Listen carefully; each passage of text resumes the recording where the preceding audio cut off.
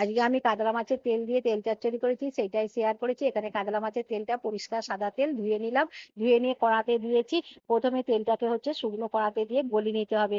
তেলটা গলে গেছে, সুতোর মতো অংশগুলো হচ্ছে ফেলে দিচ্ছি। আমি হচ্ছে আলু বেগুন দিয়ে করছি, আপনারা যে কোনো সবজি বা শাক দিয়ে করবেন। কাতলা মাছের তেল খুবই হচ্ছে টেস্টি হয়। তেলটা গলে গেছে, ঢেলে নিলাম। তারপর কড়াতে সাদা তেল দিয়েছি, দিয়ে পাঁচফোড়ন দিলাম, পেঁয়াজ কুচনা দিয়ে লাল করে ভেজে নিয়ে আলুটাকে দিয়ে দিলাম, লবণ দিয়ে আলুটাকে লাল করে ভেজে নিয়ে কাতলা মাছের তেলটা দিয়ে একটু নেড়ে নিলাম। তারপর আদা বাটা, রসুন বাটা, ঝাল লঙ্কা গুঁড়ো, হলুদ গুঁড়ো দিয়ে ভালো করে কষে নিয়েছি, গন্ধ ছেড়েছে সুন্দর। এবার হচ্ছে বেগুনটা ছোট করে কেটেছি, দিয়ে দিলাম, দিয়ে হচ্ছে ঢাকা দিয়ে দিবো। এতে কোনো জল দিতে লাগবে না, মিডিয়াম আছে ঢাকা হচ্ছে করতে হবে। ঢাকাটা দিয়েছিলাম, ঢাকাটা খুলে নিলাম। আলু বেগুন হচ্ছে সেদ্ধ হয়ে গেছে।